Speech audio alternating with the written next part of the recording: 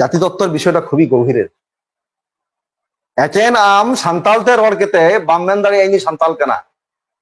even Eken আম সান্তাল রেড়তে মরে গোটায় তুলি গোটায় রেড়তেম সিরিং কি দাঁড়াম বেনা ᱤᱧ ᱥᱟᱱᱛᱟᱞ ᱠᱟᱱᱟ ᱚᱱᱟ ᱦᱚᱸ ᱵᱟᱝ ᱠᱟᱱᱟ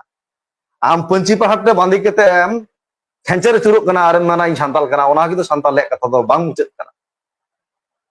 ᱟᱨᱦᱚᱸ ᱠᱷᱟᱺᱫᱤᱨ ᱨᱮᱭᱟᱜ ᱵᱤᱥᱚᱭ ᱢᱮᱱᱟᱜᱼᱟ ᱚᱱᱟ ᱠᱚ ᱡᱚᱠᱷᱚᱱᱮᱢ ফুলফিল আগুয়া তখন আম সান্তাল হয়ে দাঁড়ায় আজকে বাঙালির সাংস্কৃতিক সংকট বাংলাদেশের প্রেক্ষাপটে আমি কথাটা বলছি বাঙালির জাতীয়তাবাদের সংকট জাতীয়তাবাদ এবং সাংস্কৃতিক সংকট কেন ঘটেছে জানেন আপনারা মিনিমাম 30-40 বছর ধরে বাঙালিরা তাদের উৎসবগুলো থেকে তারা অনেক দূরে চলে গেছে পৌষ মেলা হতো এই বাঙালিদের নবান্ন উৎসব হতো বাউল গানে আসর বসতো ভাটিয়ালি বসতো ভাওয়াইয়া বসতো জারি গানের মানে কম্পিটিশন হতো কোথায় গেল এগুলো এইগুলো সিরক বলে আপনি ছেড়ে দিয়ে দূরে ঠেলে দিয়েছেন বিধায় এখন এক গোষ্ঠীরা এসে নানান কিছু দাবি করছে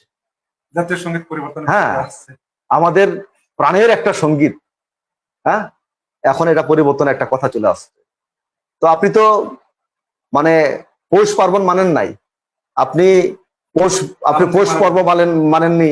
আপনি নবান্ন মানেননি আপনি ভাটিয়ালি লালন আপনি মানেননি হ্যাঁ মানেন নাই তো আপনি